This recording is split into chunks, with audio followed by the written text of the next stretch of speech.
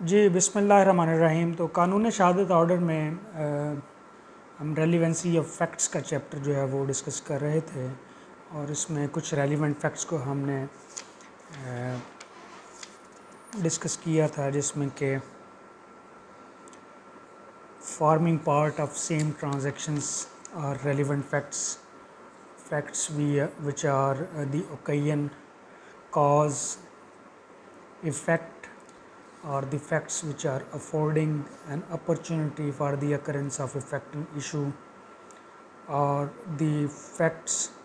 which are facilitating the execution of affecting issue are relevant facts। तो ये 4-5 तरह के हमने relevant facts जो हैं वो आर्टिकल 19 और 20 में डिस्कस किए थे। इसी सिलसिले में आर्टिकल 21 में हम कुछ relevant facts को डिस्कस करेंगे, which is related to motive, preparation and previous or subsequent conduct. So I am reading it for you. Any fact is relevant which shows or constitutes a motive or preparation for any fact in issue or relevant fact। कोई भी ऐसा fact जो कि आपके fact in issue के बारे में या आपके जो है वो रेलिवेंट फैक्ट के बारे में, वो जो अलेज्ड पर्सन है, वो जो एक्यूज्ड पर्सन है, उसके मोटिव को और उसकी प्रिपरेशन को शो करे, इस्टेब्लिश करे, वो फैक्ट भी क्या होगा, एक रेलिवेंट फैक्ट होगा। For example, fact in issue ये है कि ए का मर्डर ए का मर्डर जो है वो बी ने किया। अब बी का मोटिव क्या था? क्या ऑलरेडी उनके दरमियान कोई चपकलश चल रही थी, कोई लेन देन का तनाज़ा था, कोई रिश्तेदारी का तनाज़ा था, कोई ज़मीन का मसला था, कोई दुश्मनी थी, कोई ग्रेव एंड सडन प्रोवोकेशन थी? तो ये शो करता है मोटिव को, ठीक है ना जी। इसी तरह प्रिपरेशन है कि जो एक्यूज्ड है, जिसके बारे में ये ख्याल है कि ये काम उसने किया है, उसकी प्रिपरेशन क्या थी, उसकी तैयारी क्या थी, उसके पास वेपन्स कौन से थे, वो किस हद तक जो है वो जो डिसीज्ड पर्सन है उसकी डेली रूटीन लाइफ को जानता था, उसके आने जाने को, उसकी रहत बैत को, वो किस हद तक फैमिलियर था, और उसकी इंफॉर्मेशन उस हवाले से कितनी कंक्रीट थी उस डिसीज्ड पर्सन या उस हर्टेड पर्सन की डेली रूटीन लाइफ के बारे में, उसकी रेकी किस तरह से कर रहा था, वो उसके आने जाने को कैसे ऑब्ज़र्व कर रहा था। तो मकसद बात करने का ये है कि कोई भी ऐसा फैक्ट जो आपके फैक्ट इन इशू या रेलिवेंट फैक्ट की एग्जीक्यूशन के हवाले से एक्यूज्ड पर्सन के मोटिव को इस्टेब्लिश करे कि क्या उसका मेंस रिया इसमें शामिल था, मेंस रिया एक्टस रिया में कन्वर्ट हुआ या नहीं हुआ, उसकी मैलिस था या अनइंटेंशनल ये काम था, उसकी इंटेंशन नहीं थी, और उसकी तैयारी, किस तैयारी के साथ उसने उस फैक्ट इन इशू को या उस रेलिवेंट फैक्ट को एग्जीक्यूट किया है। तो ये फैक्ट्स क्या होंगे, ये रेलिवेंट फैक्ट्स होंगे। फॉर एग्ज़ाम्पल, एक एक्सीडेंट है, वो एक प्लेन एक्सीडेंट भी हो सकता है अनइंटेंशनल, और एक नेचुरल एक्सीडेंट भी हो सकता है, और वो एक मैनूवर्ड एक्सीडेंट भी हो सकता है, एक इंटेंशनल एक्सीडेंट भी हो सकता है किसी दूसरे शख्स की डेथ को कॉज करने के लिए। अब जो शख्स ये काम कर रहा है उसकी क्या मोटिव क्या है, उसकी इसके हवाले से, उसकी इसकी तैयारी क्या है इसके हवाले से, क्या वाकई वो दूसरे शख्स की जान लेने के लिए उसने उसकी गाड़ी में ला के ट्रक को मारा या अपनी गाड़ी को मारा, या वो एक एक्सीडेंट था। तो ये एक क्वेश्चन ऑफ फैक्ट हो सकता है। तो इस क्वेश्चन ऑफ फैक्ट को एक्सप्लेन करने वाले जो दूसरे इससे रिलेटेड जो क्वेश्चंस होंगे, जो इस मोटिव को एक्सप्लेन करेंगे कि नहीं जी ये अनइंटेंशनल था, उसकी कोई ऐसी इंटेंशन नहीं थी, उसका कोई ऐसा मोटिव नहीं था, उसकी कोई ऐसी प्रिपरेशन नहीं थी, तो वो फैक्ट्स क्या होंगे, वो रेलिवेंट फैक्ट्स होंगे। तो दो चीज़ें इसमें आ गई, मोटिव और प्रिपरेशन। तीसरा रेलिवेंट फैक्ट जो है वो कंडक्ट है पार्टी का कंडक्ट, जो दोनों पार्टीज़, जो सूट की पार्टीज़ हैं, जो अपना मामला लेके, कॉन्फ्लिक्ट लेके अब कोर्ट में आके खड़ी हो गई हैं, उन दोनों पार्टीज़ का उस सूट की प्रोसीडिंग्स के हवाले से जनरली क्या कंडक्ट है, किस हद तक वो कोर्ट को फैसिलिटेट कर रहे हैं, तो उनका जो जनरल कंडक्ट है प्रोसीडिंग्स के हवाले से वो भी रेलिवेंट फैक्ट होगा। और हमारे पास जो फैक्ट एंड इश्यूज़ हैं 2 या 4 या रेलिवेंट फैक्ट्स हैं 10 या 12 या 15, उनमें से किसी एक फैक्ट एंड इशू या किसी एक रेलिवेंट फैक्ट के हवाले से जो उसका कंडक्ट है वो भी एक रेलिवेंट फैक्ट होगा। एक तो चीज़ जनरली पूरी प्रोसीडिंग्स के हवाले से, और एक पिन पॉइंट करके किसी स्पेसिफिक फैक्ट एंड इशू या रेलिवेंट फैक्ट के बारे में जो कंडक्ट है पार्टीज़ का, that is also a relevant fact. For example, अगर कोई पार्टी जो है वो कोर्ट को बिट्रे करने की कोशिश कर रही है,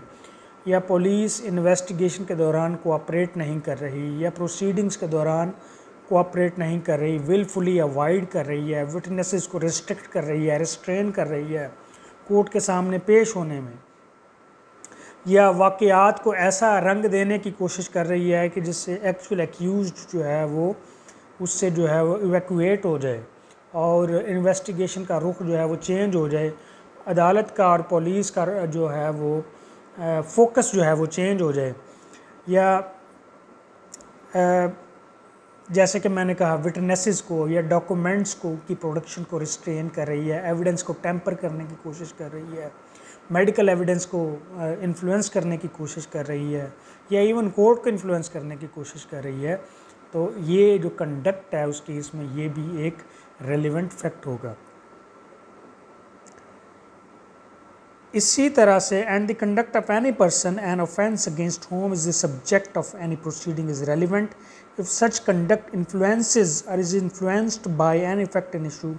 or relevant fact and whether it was previous or subsequent thereto। इसी तरह से एक तो प्रोसीडिंग्स की हवाले से हमने बात की, विटनेसेस की प्रोडक्शन, डॉक्यूमेंट्स की प्रोडक्शन, इसी तरह से अगर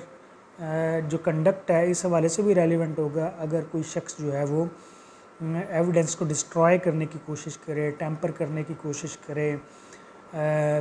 समन्स की सर्विस को अवॉइड करने की कोशिश करे, या जो एविडेंस है जो जाए वारदात है वहाँ से चीज़ें जो है वो गायब कर दे, जाए वारदात को धो दे, वॉश कर दे, जो एविडेंस जो है उसको डिस्ट्रॉय कर दे, और collection of evidence by the police, by the investigating agencies उसको इम्पॉसिबल कर दे। ये कंडक्ट जो है ये जो वाक़या है, जो वक़ूआ है, उससे पहले का भी हो सकता है और उससे बाद का भी हो सकता है, दोनों सूरतों में हो सकता है। फॉर एग्ज़ाम्पल, पहले का इस तरह से हो सकता है कि ऑफेंस हो रहा है लेकिन ऑफेंस के कमीशन से पहले वो कुछ ऐसे हालात वाक़यात पैदा कर देता है कि जो उसकी इंटरप्रिटेशन है ऑफेंस के कमीशन की, वो एक सर्टन शख्स की तरफ, एक सर्टन इंडिविजुअल की तरफ वो जाती है, और ये शख्स जो है उससे अवॉइड हो जाता है, ये शख्स उससे बच जाता है, वो हालात को एक दूसरा रंग देने की कोशिश करता है। फॉर एग्ज़ाम्पल, किसी के जो है वो मर्डर को जो है वो सुसाइड का रंग देना, ठीक है ना, या किसी को जो है वो ख़ुद जो है वो कोई जहरीली चीज़ दे के उसको जो है वो इस बात का रंग देना कि उसने ख़ुद से ये सुसाइड किया है। इसकी फिर एक्सप्लेनेशंस हैं जी। The word conduct in this section does not include statements. Conduct हमें चाहिए, mere statements are not sufficient, the statement must accompany a conduct, only the conduct is relevant, ठीक है ना जी। या दूसरी इसकी एक्सप्लेनेशन है, when the conduct of any person is relevant, any statement made to him और in his presence and hearing which affects such conduct is relevant. जहाँ जिन मामलात में ये जिस कंडक्ट की हमने बात की है, जहाँ वो रेलिवेंट है, वहीं उस शख्स के सामने और उसकी हेयरिंग में जो स्टेटमेंट्स दी गई, जो उसके साथ बातचीत की गई, और उन स्टेटमेंट्स, उन बातचीत ने उसके कंडक्ट को अगर इन्फ्लुएंस किया है, अगर उसको प्रोवोकेशन काज की है, अगर उसको जो है वो रैशनेस काज की है, तो वो जो स्टेटमेंट्स हैं फिर वो भी रेलिवेंट फैक्ट होंगी। तो इस तरह से जी इसमें 4-5 चीज़ों को हमने डिस्कस किया। एक तो मोटिव, दूसरा प्रिपरेशन, तीसरा इसमें आपका आ जाता है conduct related to the proceedings, conduct related to a specific fact and issue or relevant fact involved in the case, and the conduct prior or subsequent to the commission of the offence of any person। ठीक है ना जी। तो ये तमाम चीज़ें जो हैं वो एक रेलिवेंट फैक्ट जो हैं वो उसका स्टेटस जो है वो रखती हैं। इसकी इलस्ट्रेशंस हैं आगे, इनको आप देख सकते हैं। उसके बाद आपका article 22 which is related to facts necessary to explain or introduce relevant facts necessary to explain or introduce a fact and issue or relevant fact, or which support or rebut an inference suggested by a fact and issue or relevant fact। तो हमने cause की बात कर ली, effect की बात कर ली, occasion की बात हो गई, मोटिव की बात हो गई, प्रिपरेशन की हो गई, और अफोर्डेबल अपॉर्चुनिटीज़ की बात हो गई। अब जो रेलिवेंट फैक्ट जो हम नेक्स्ट जो डिस्कस करने जा रहे हैं वो ऐसे तमाम फैक्ट्स जो हमारे केस में जो involved specific fact and issues हैं उनको जो इंट्रोड्यूस करते हैं, उनको एक्सप्लेन करते हैं, उनके हवाले से कोर्ट को एक रहनुमाई प्रोवाइड करते हैं, गाइडेंस प्रोवाइड करते हैं कि how this fact and issue could have been executed. ठीक है जी। और कोई भी ऐसा फैक्ट जो आपके फैक्ट एंड इशू या रेलिवेंट फैक्ट को इंट्रोड्यूस करवाए, एक्सप्लेन करवाए, एक्सप्लोर करे, ठीक है ना जी, वो फैक्ट भी क्या है, वो भी एक रेलिवेंट फैक्ट है, number 1। Number 2, any fact which support or rebut any inference suggested by the fact and issue or relevant fact। आप एक इन्फ्रेंस ड्रॉ करके बैठे हैं, कोर्ट की एक इन्फ्रेंस है एक फैक्ट एंड इशू के बारे में, कोर्ट की ये प्रिजम्पशन है कि ये जो फैक्ट एंड इशू है ये इस तरह से एग्जीक्यूट हुआ होगा, या ये जो रेलिवेंट फैक्ट है इसकी एग्जीक्यूशन के, इसके परफॉर्मेंस के ये सर्कमस्टांसेस होंगे और ये ऐसे काम हुआ होगा। तो कोई भी ऐसा फैक्ट जो आपकी उस सजेस्टेड इन्फ्रेंस को सपोर्ट करे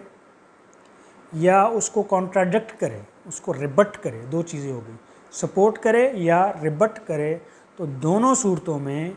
वो फैक्ट जो है वो भी एक रेलिवेंट फैक्ट होगा। तो पहली चीज़ जो इंट्रोड्यूस करवाए, एक्सप्लेन करवाए, दूसरी चीज़ जो आपकी सजेस्टेड इन्फ्रेंस को सपोर्ट कर रहा है, उसको कोरोबोरेट कर रहा है, या जो उसको कॉन्ट्राडिक्ट कर रहा है और अनकोरोबोरेट कर रहा है, वो फैक्ट भी क्या है, वो एक रेलिवेंट फैक्ट है।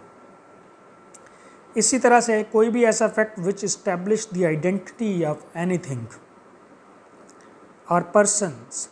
हुज आइडेंटिटी इज़ रेलिवेंट, कोई भी ऐसा फैक्ट जो कि किसी शख्स की who is involved in that act, in that offense or omission, ठीक है ना जी, उसके रोल को, उसकी आइडेंटिटी को कि वो कौन शख्स था, इसमें एक्यूज्ड कौन था, ऑफेंडर कौन है, उसके अबैटर कौन है, उसके फैसिलिटेटर कौन है, ठीक है ना जी, उसको वेपन्स प्रोवाइड करने वाले कौन से लोग हैं, रैकी करने वाले लोग कौन से हैं, और एक्चुअल एक्ट करने वाले लोग कौन से हैं। तो कोई भी ऐसा आपका एक्ट जो कि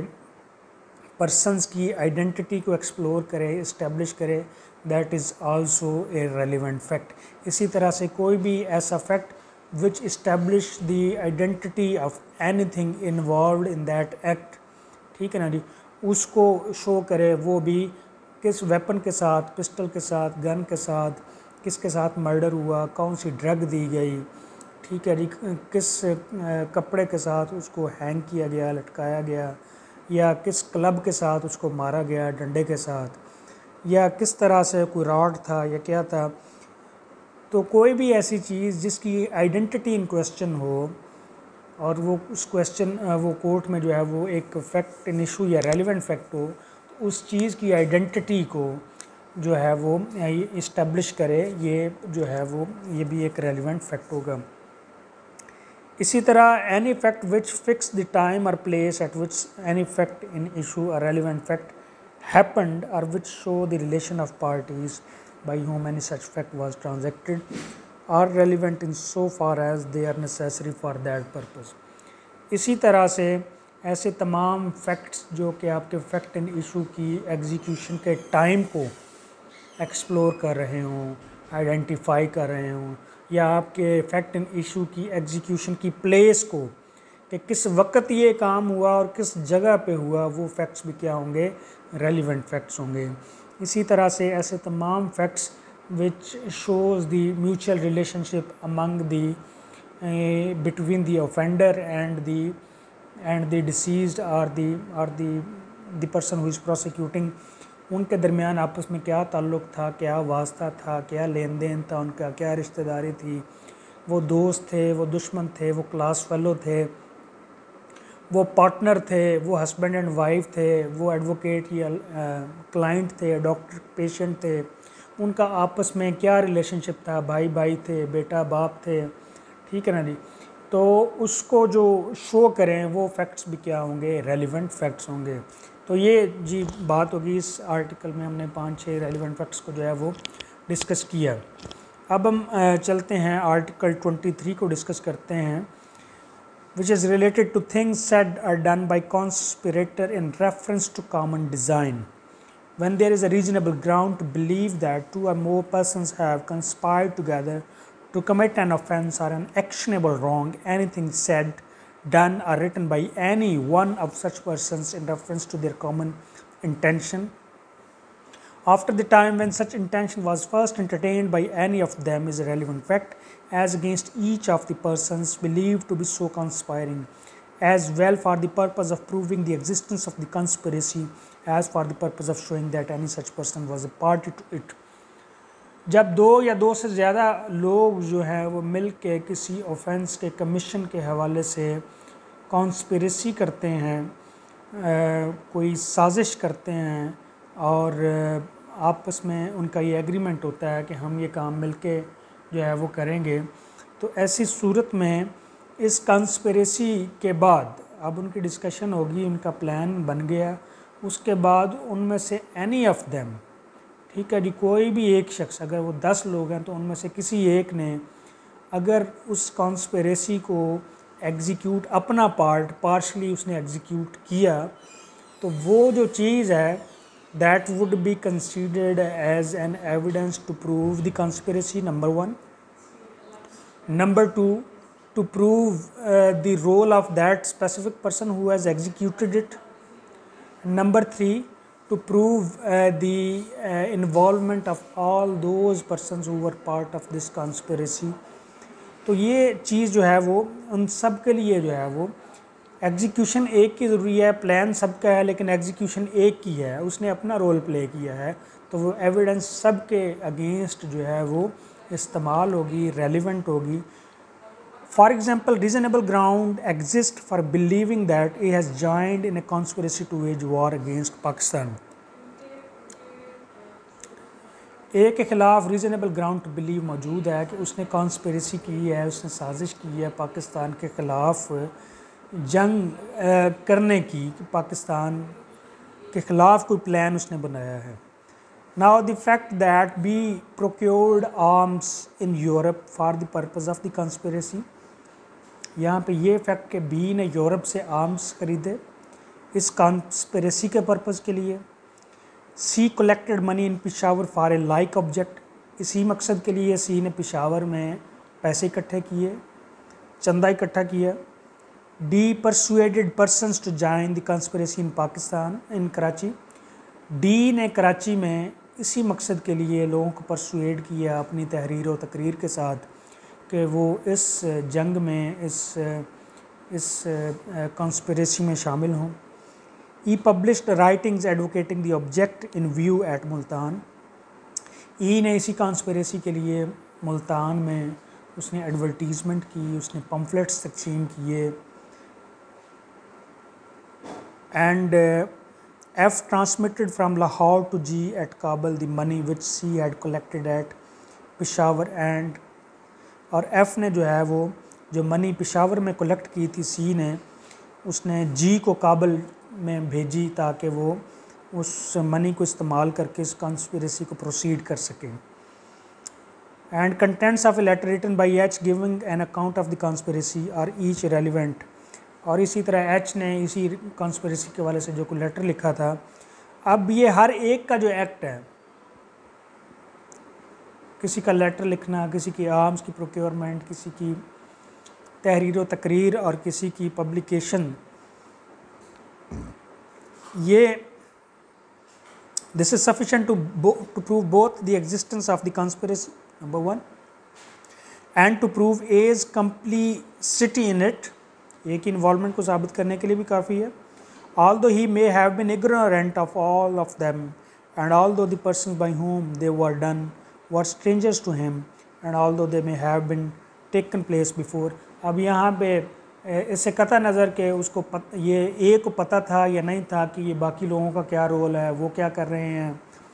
या उन्होंने जो किया वो इसके करने से पहले किया या बाद में किया, इस बात से कता नज़र ये जो एविडेंस है ये सफिशेंट होगी to prove the involvement of a, to prove the conspiracy as a general matter, and to prove the role of every individual in it. So I think that's it for today. Thank you very much.